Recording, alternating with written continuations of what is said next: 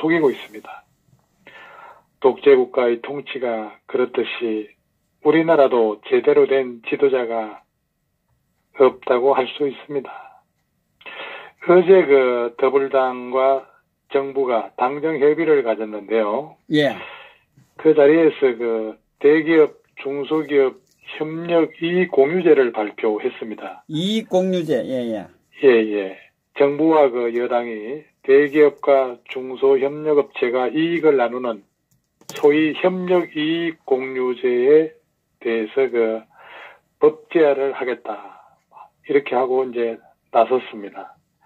아마 그 파장이 진도 8득점 돼 보이면서 오늘의 그 전국을 요동치게 하고 있습니다. 그 공산주의의 적은 자유민주주의보다는 자본주의가 진짜 적입니다. 현 정권이 공산 정권이 맞다는 걸 이걸로 확인합니다. 제가 이틀 전에 그 논평한 바와 같이 이 정권의 목표는 우선 경제체제를 바꾸고 그 동력을 통해서 사회체제를 바꾸겠다는 업무가 분명히 숨어 있습니다. 이렇게 되면은 우리나라는 지도새도 모르게 사회주의가 되게 돼 있습니다. 이제 드디어 사회주의 내지 공산주의로 가는 발톱을 살짝 이 정권이 드러낸 겁니다. 세계에 유례가 없는 희한한 제도를 기획한 것은 맞는데 그 제도라는 것이 성과를 나누어 먹는 겁니다. 이게 말이 됩니까? 사유재산 제도를 뿌리부터 뒤흔드는 거죠. 그럼 대기업은 언제 소득을 얻어서 또 다른 먹거리를 창출하겠습니까?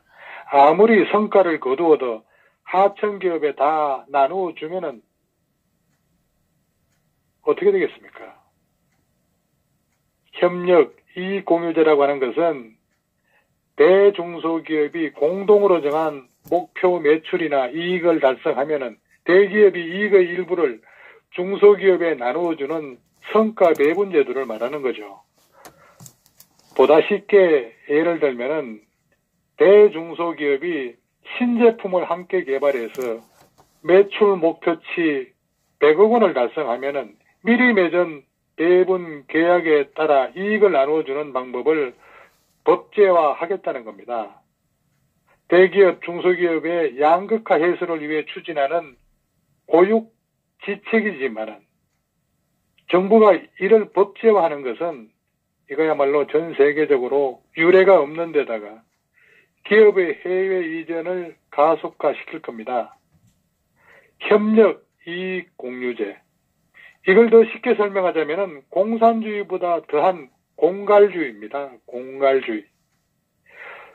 배추 사다가 김치 장사하고 쌀 사다가 밥 장사해서 이익 남으면은 농민들과 이익 분배하라는 것과 똑같은 겁니다. 나이 들어 장가 못 간 사람에게 당신 마누라도 나눠줘야 할 거 아니겠습니까?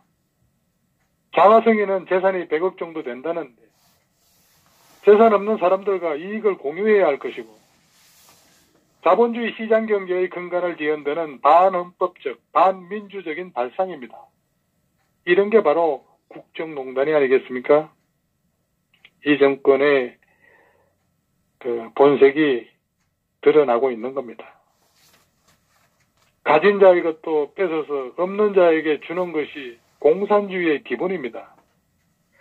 자유경쟁과 노력에 의해 얻은 이익을 경쟁에서 뒤떨어진 기업과 나누라고 하는 것은 자본주의 시장경제를 전면 부정하는 거죠.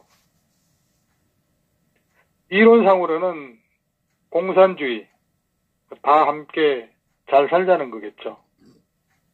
그 공산주의가 민주주의보다 낫다고 생각하는 이들이 소득주도, 세금주도, 게다가 이익의 공동분배 정책이 공산주의랑 닮아간다고 생각이 드는 것을 보면은 곧 문재인 정부도 북한의 김정은 따라 공산사회가 되어가는 것을 심히 우려하고 있습니다.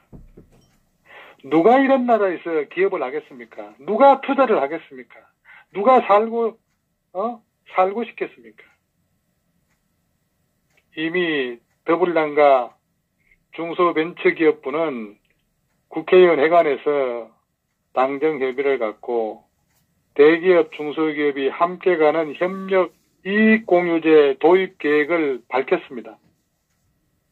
대기업들이 노사 문제와 각종 규제로 인해 가뜩이나 국내 공장 신정서를 끓이고 있는데 이 제도가 시행되면은 국내 공장을 둔 대기업들은 협력업체들과 이익 분배를 놓고 극심한 갈등을 빚게 될 것은 자명한 일입니다.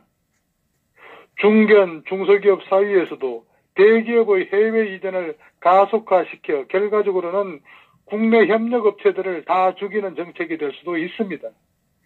대체 이런 법안은 누구의 머리에서 나왔겠습니까?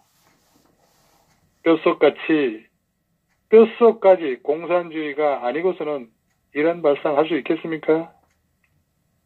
협력이익공유제는 시장경제 원리를 훼손하는 정책이 분명한데 해외로 협력업체를 변경하는 사례가 급증하면은 국내에 있는 협력기업들의 경영 상황은 악화될 것이 뻔한 일입니다. 또 전 세계에 협력업체를 두고 있는 국내 대기업이 일부 국내 중소기업에만 이익을 더 나눠준다면은 국제 통상 마찰 문제로도 비화될 수도 있습니다. 대지주에게 소작을 하던 소작농들이 열심히 일해서 받는 게 적었던 시절에 공산주의자들이 지주의 땅을 빼앗아서 소작농들에게 농사를 짓게 하고 농사한 농작물을 가지게 된 게 아니라 지주에게 소작시보다도 더 적은 배급을 받게 돼서 사회주의가 더 나쁜 놈들이라는 그런 영화 태백산맥 내용과도 같은 나라가 되어가는 겁니다. 기업이 마치 범죄자 취급하는 나라에 더 이상 투자가 이루어지겠습니까? 이제 가진 자들과 대기업들 자불안석이 될 겁니다. 우리 헌법에 자유민주주의와 시장경제가 기본인데 이건 위헌이죠. 소위 이런 방법으로 공산화를 시키겠다는 그런 의도가 숨어 있는 게 아닐까라는 국민들이 이제 눈치채고 불안해하기 시작했습니다.